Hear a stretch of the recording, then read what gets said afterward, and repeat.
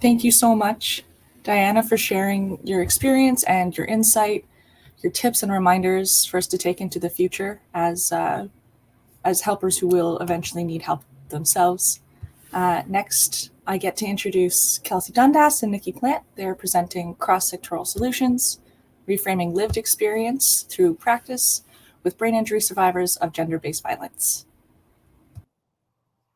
Thank you, Jess, for the intro. Hi, everyone. It's great to be here again today. Sending gratitude once again also to Sandy Anaya for all of her brilliant coordination of this multi-day Heartwork conference. Thank you for bringing us all together and for putting your heart and soul into this conference and this work.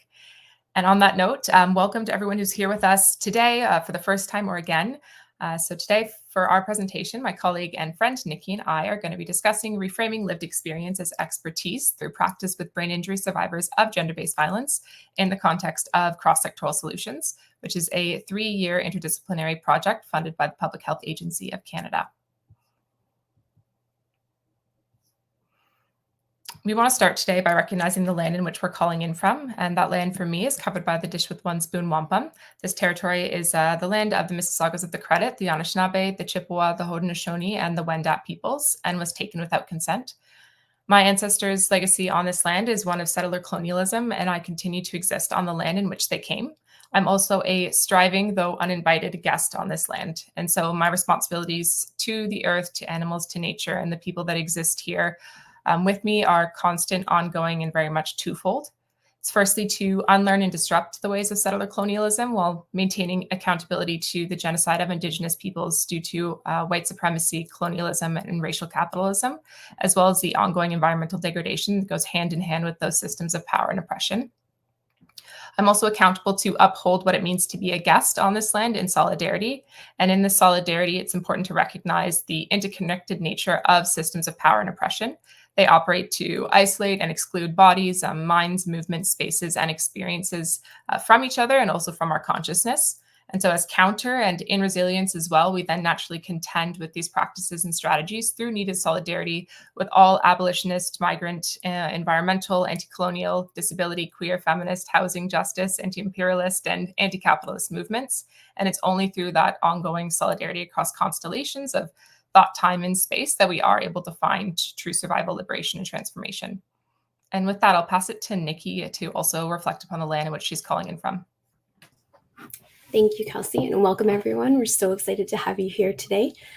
I'm calling in from Hamilton, Ontario, which is located on the traditional territories of the Haudenosaunee, Anishinaabe, and Mississaugas of the Credit First Nation. It is important to note that I, as an uninvited settler on this land, must recognize the historical and ongoing dispossession and mistreatment of Indigenous peoples. I would like to read a quick passage from the book Becoming Kin, an Indigenous call to unforgetting the past and reimagining our future by Patty Crowick. This is a wonderful book that Women at the Center has provided to all of their staff members, and I'm so grateful for it. So Patty says, land acknowledgements are a moment to pause and reflect on the relationship that exists between the current residents and those who were displaced. What does it mean to live on stolen land? You may not be guilty of the act of dispossession, but it is a relationship that you have inherited. She goes on to say, at best, land acknowledgements recognize relationships, the price that Indigenous peoples have paid for the existence of this place, and reflect on tangible things that people can do. So I'd like to pose the question to you all. What is something tangible that you can do today? And I'd also love to offer a suggestion for those of you who may not be sure where to start. A great way that I have found is to find a mutual aid fund that supports solely Indigenous folks and make donations whenever you can. It doesn't matter if it's a small amount or a large amount. Anything helps. And you can find a lot of these on social media. Thank you, Kelsey. Back to you. Thanks, Nikki. We also want to start with a brief introduction, just so you have context about who we are and what brought us to the space today. For those of you who weren't here yesterday, my name is Kelsey. My pronouns are she and her. I'm a partner, a sister, a daughter, a cousin, a friend, amongst many other names. I'm also an abolitionist feminist and a survivor in this work. And this informs my work as a program manager at WomenatthecentrE, which is a pan-Canada survivor-led nonprofit eradicating all forms of gender-based violence. And I'm here today in the context of Cross-Sectoral Solutions, which we're going to speak to a bit more in a moment as well. And Nikki, I'll pass it back to you. Thank you. Hi, everyone. Again, my name is Nikki Plant. I am the project coordinator for Cross-Sectoral Solutions. I am a survivor, and I am also someone who is living with a brain injury. So this project is extremely close to my heart. Okay, so we're going to provide some context for Cross-Sectoral Solutions so you can understand how we put survivor-led work into practice. So Cross-Sectoral Solutions is a 3-year initiative funded by the Public Health Agency of Canada. Our broad objective is to support survivors of gender-based violence with suspected brain injuries now, and then build greater capacity and connections amongst often siloed health and well-being practices, services, and area of work and education to better support GBV and BI survivors in the future. So this initiative is built on the awareness that most injuries survivors of gender-based violence experience are caused by violence directed at the face, head, and neck, including strangulation, leaving survivors highly vulnerable to brain injuries. But due to gaps in education, research, policy, many survivors go without diagnosis, treatment, support, understanding of their experience with brain injury symptoms, and thus can experience mild to severe long-term social, physical, psychological, emotional, and economic impacts. And so in order to address these systemic gaps and barriers, we're co-developing an interdisciplinary 5-month peer-based pilot program to better support GBV survivors with suspected brain injuries. This pilot program is centered on peer-based support and system navigation, paired with complementary interdisciplinary programs identified as potentially supportive by the survivor experts that we work with. We are adapting and co-developing this through the pre-existing knowledge and expertise shared by interdisciplinary health and well-being practitioners, educators, and community-based organizations, ongoing evidence-based research, and most importantly, through the generous shared expertise and leadership of folks with lived experience at these intersections. We then plan to pilot this program across Canada and evaluate the pilot program's impact on our project partners, survivors, and our program delivery team through the process approved by the Community Research Ethics Office.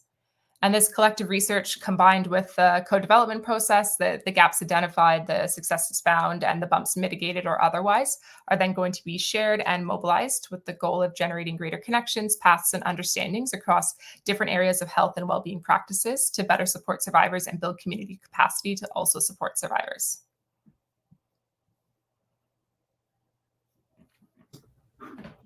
So who is this for? This is for women, girls, gender diverse, and trans women, survivors with suspected traumatic brain injuries. We are seeking to address unmet health needs and support self-identified needs of survivors. This is also for multi-sectoral systems and persons. We aim to enhance understanding and close health disparity gaps, as well as increase awareness and understanding of health and well-being equity issues for survivors with traumatic brain injuries. We wish to do this across intersecting areas, including academia, service provision, policymakers, government, and community, as well as build community capacity. And really, this will inevitably help all of us. Thanks, Nikki.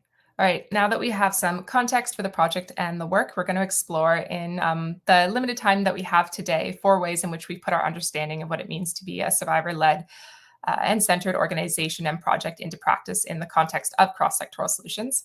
But before we dig into that, I want to preface this with the understanding that being survivor-centered and led, like accompliceship and solidarity, is not a one-time thing. It's not a title to claim or an event easy or perfect. It's hard, it's ongoing, but it's also necessary work to ensure that our efforts are not in vain, our time is not wasted, and that this funding and the associated opportunity is mobilized. And most importantly, that the work that we do here has genuine and true transformative impact. It's also important to note that survivor-centered and led looks like in practice here is very specific to this context and these unique but collective experiences of living at the intersection of brain injury and being a GBV survivor. So it's collective in that this is a specific experience which can generate collective understanding of the world, like medical paternalism, patriarchy, ableism, and brain injury, but it's unique in that these experiences still will be very different for each survivor as they also intersect with experiences with anti-Black racism, colonialism, migration, multiple disabilities, xenophobia, Islamophobia, substance use, stigma, and more. And so we begin with this to really recognize that survivor-led is not a universal template that can just be taken and applied, but it requires ongoing, complex, and relationship-building work that really respects and holds in compassion the unique and collective experiences of survivors at various and intersecting forms of violence. So now that we have this grounding, we're going to delve into the 4 unique ways we've put survivor-centered and led into practice. Firstly is through survivor-led co-development and recognized and ongoing accountability. Secondly is through going slow to go far, which we'll explain more later, through the reframing and challenging of expertise in our work and that of others. And then finally, through embedding assumed and necessary flexibility in our process, our work culture, and our pilot program. And Nikki, I'll pass it to you to delve into the first one. Thank you, Kelsey. So as Kelsey mentioned, we are a survivor-centered and led nonprofit organization.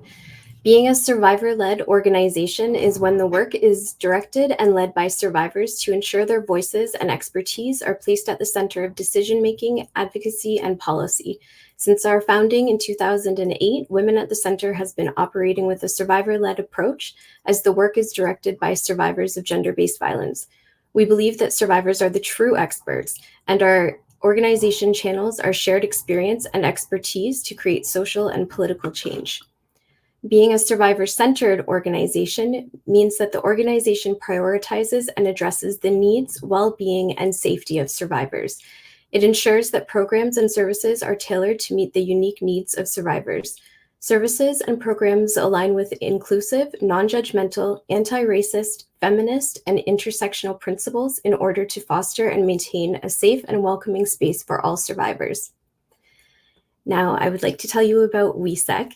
This is actually, WESEC is the short term for Women at the Center Survivor Expert Collective. So our team maintains a monthly meeting schedule with WESEC, and WESEC is comprised of survivors of gender-based violence and traumatic brain injury who play a pivotal role in guiding, transforming, and holding our work accountable to the unique needs and well-being of gender-based violence and TBI survivors. WESEC plays a crucial role in identifying challenges, barriers, and gaps that may not have been initially evident, offering valuable insights that enhance the project's effectiveness. This collaborative approach ensures that our work remains survivor-led and responsive to the evolving needs of this community. Through meaningful partnerships and collaborations, we engage with individuals who bring diverse and intersecting lived experiences to the table. This inclusive approach ensures that survivors of gender-based violence, brain injury, and gender-based violence resultant brain injury do not fall through the cracks, but rather receive the support and resources that they need to survive.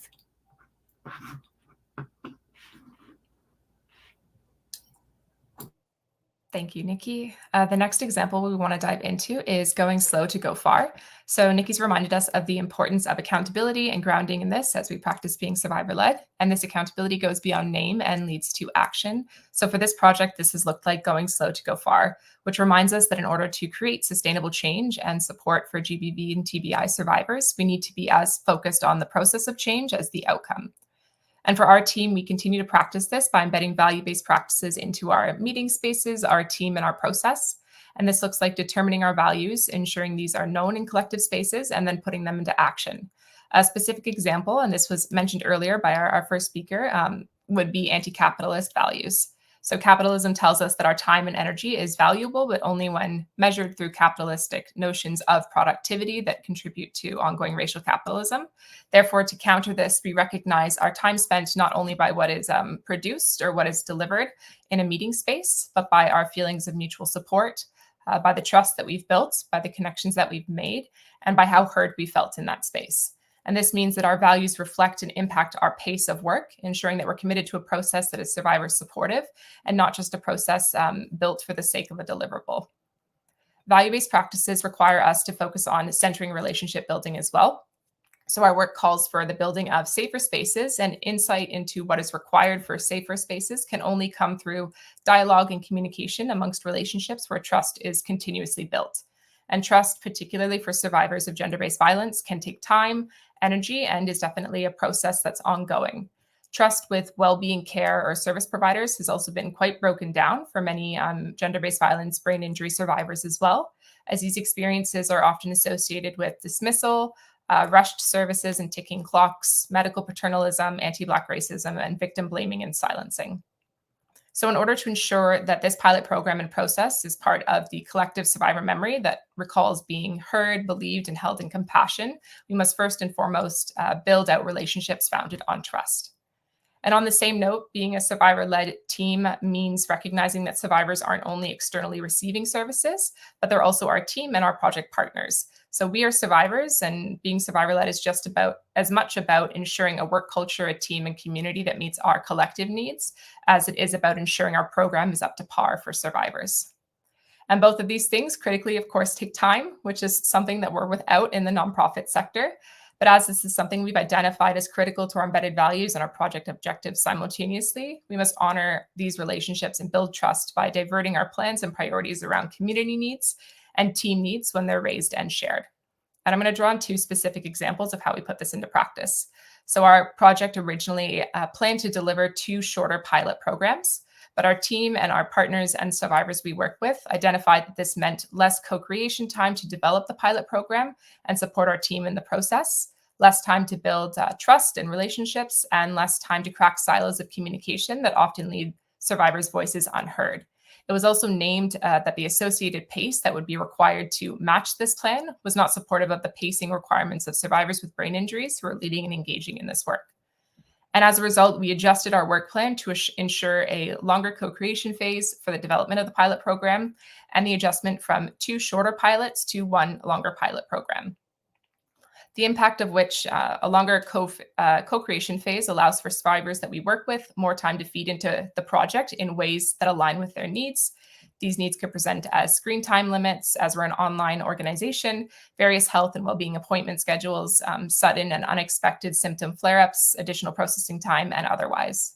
We also adjusted the delivery to a single longer pilot program. Survivors we work with recognize that service providers rarely take the time or have the time to truly listen to the needs of brain injury survivors and offer the compassion to genuinely hear out their needs and respond to them as well. Survivors also highlighted that they may need to cancel appointments or flex times when they're navigating the pilot program, and these needs can be unpredictable. So a longer pilot program would allow survivors who engage in this support a greater period of time to develop a trusting relationship with the program delivery staff. It also provides 2 extra months of services and supports to survivors, increasing both the flexibility and accessibility of the program. And these are but 2 examples of how going slow to go far necessarily was a process both informed by survivors and equally facilitates survivor-led work.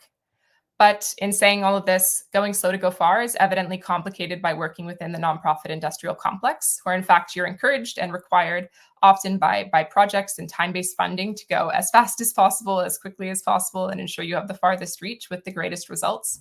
And this, as you can imagine, really slows or complicates the time and energy required to build relationships that are value-based. And so going slow to go far is as necessary of survivor-led practice as it is contradictory to this sector of work. And I don't want to sugarcoat that because I think these presented solutions are not perfect by any means, that they couldn't exist perfectly within a system where these systemic barriers exist, though. But this needs to be realistic and named as well, because addressing systemic barriers and naming them realistically is the first path to addressing them and challenging them, as is our resistance through prioritizing and centering survivors and community. So this next slide is called strategies, because recognition of change often starts with critical thought and slowing down and engaging in those kind of sticky and complicated questions and explorations that we rarely have time to ask, but are also really necessary to make meaning of our actions. So these types of questions have not so coincidentally come up time and time again throughout this conference, not as direct tools or to apply in a single way, but to be contextually supportive and explored by teams. These strategies are equally necessary to ensure that if we are engaging in survivor-led and centered work in restrained capacities, whether that's project-based or time-based funding, that we don't get lost in bureaucracy, admin work, and report writing, and we just remind ourselves to really slow down. So these are a few questions, and definitely not an exhaustive list, that you can bring back to your teams and explore as you create projects and implement projects. And I invite you to also revisit them throughout the project process as well. So firstly, consider your values, consider movements, theories, and worldviews that are important to your work, who you are, this project, the history of the work, and survivors' experiences. How are these values being determined, embraced, and are they understood by everyone on your team, and who decided upon them? Explore what centering relationships looks like and feels like for your team. Where are there gaps? Who feels isolated and excluded versus who feels heard and valued, and dig into kind of the why of that. Consider if you have preventative and responsive plans in place if survivors do not feel heard or valued. How will this be addressed? And is your team prepared to be accountable to each other and the work? And are they prepared to pivot based on feedback? You can explore if your internal work culture also supports the pacing of going slow to go far. What barriers do you come up against, which can be mitigated, and then which are systemic and require a different sort of advocacy? And this work is both internal and external. And then finally, in centering relationships and values and trust in survivor-led work, there's inevitably going to be conflict, miscommunication, or bumps in the road. So is there pace to slow down, address and explore and mitigate and navigate said bumps? In order to facilitate the slow and necessary growth that comes with change, we also need to be prepared to address miscommunication and harm as well. The next example we want to explore is reframing expertise. Abolitionists understand that in order to transform systems in our world, we must transform internally. And this often requires how we see ourselves, changing how we see ourselves, our biases, disrupting thoughts, and also sprouting new ones. And it's a constant learning and unlearning process. And in this project, we've learned that we need to collectively, so internally and externally, really reframe how we understand expertise. It's often the case that brain injury survivors are treated as non-experts when navigating social services and various health and well-being practices, despite their lived experience, and are thus treated as passive and unknowing. And this is something that we're trying to necessarily disrupt in this work. This first and foremost requires that we recognize lived experience as the guiding and leading expertise and insight we need to generate responsive support programs and create change. This also looks like challenging more systemic issues, such as challenging medical paternalism and racism that often presents in cross-disciplinary healthcare and well-being sectors that assume that they might know best. Notions of what is best is also heavily influenced by settler colonial, dominant and westernized perceptions of best practice as well. And these biases have presented in our project and project spaces and are counterintuitive to the generation of safer spaces where survivors' voices need to be heard and valued. And so we've practiced countering these biases and notions of expertise with a narrative of growth and compassion, as we equally want to recognize that we all have unique and intersecting experiences that are essential to bring to the table, and that the generation of safer spaces and transformed spaces is also a collective process that we should all take part in. And as a team, this reframing has continuously also adjusted our approach to this project in a number of big and little ways. It's influenced how we define the success of the pilot program and the impact of the pilot program on survivors. It's influenced the language that we use, and it's also influenced how we see brain injuries, not as something to necessarily be intervened with or only rehabilitated, but more so understanding that some survivors view having a brain injury as a 2.0 version of themselves. And the pilot program is about supporting them live livable lives. And how we conceptualize something is also evidently very important to how we ultimately address the issue as well, or what we conceptualize as the problem, and ensuring that it's not individualized. And again, just really quick and brief strategies that you can bring back to your team. What voices are given the greatest weight in a space? Whose voice dictates action, and are these value aligned? Does your project, or more broadly your organization, have processes in place that can facilitate the disruption and transformation of power dynamics or internalized and organizational biases? Is there space for this? And do you have room to alter course? Programs led by lived experience are living and breathing projects where, for example, when you submit an application, the expectations of that may look very different from the lived realities 2 years down the line once you finally receive funding. So is there room for that flexibility to be embedded? And I'll pass it back to Nikki on that note, as that final point relates to our final example here today. Thank you, Kelsey. So in our project work, particularly when collaborating with survivors who have lived experience, we understand the importance of flexibility.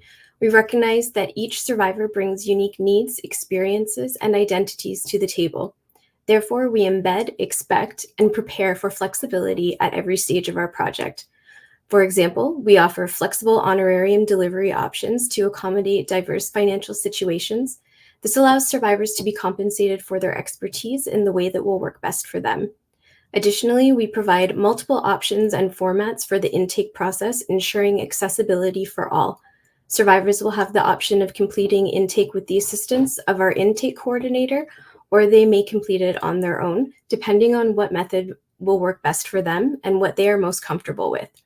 Furthermore, we embed support systems to assist survivors in form and survey completion, acknowledging that additional assistance may be required. By recognizing and embracing the diversity of survivor experiences and identities, we strive to create a truly inclusive and supportive environment. If you could go to the next slide, please, Kelsey. Thank you. So a few strategies for flexibility, or a few suggestions, or things that we have learned as we've been navigating this. Embed flexibility as a core principle throughout the project planning and implementation process. So in other words, my favorite way to describe this, be prepared to feel like you are building the plane while you are flying it. Anticipate unforeseen challenges and be ready to adapt swiftly to ensure the project's success. Another strategy is to offer multiple options and formats for engagement and participation to accommodate diverse preferences and accessibility needs. So this can involve various strategies such as offering virtual calls or telephone sessions to minimize screen time, providing documents to survivor in both text and audio formats, and utilizing AI technology to transcribe meetings for processing purposes afterwards. Another strategy is to stay adaptable and responsive to changing circumstances or emergent needs, adjusting project strategies as necessary to best support survivors. So Kelsey mentioned this before, but a significant aspect of our learning journey has been recognizing that survivors of GBV TBI often require additional time due to the unpredictable nature of symptom emergence. And while the initial plan involved 2 pilots, we opted for a single extended pilot. This adjustment ensures a more supportive approach, allowing survivors ample time to fully engage with and benefit from our program. And finally, continuously reflect on and evaluate project practices to identify opportunities for further improvement and refinement in promoting flexibility and survivor-centered approaches. One strategy for this is to establish confidential channels for survivors to give feedback, such as anonymous surveys, that allow survivors to voice their perspectives on what they think is effective, what is not, and offer suggestions or recommendations. And then, of course, to actively implement these suggestions. And I'll pass it back over to you, Kelsey. Thanks, Nikki. So that's the end of our presentation, our time here today. So I just want to thank everyone for being here and for listening, and for Sandy again for coordinating all of us and bringing us all together. Part of our work is also about connecting and breaking those silos of practice and care and well-being. So if you want to learn more about the work that we're doing, the project, our organization, Women at the Center, please reach out to Nikki and I, and we'd be happy to connect. Thanks, everyone.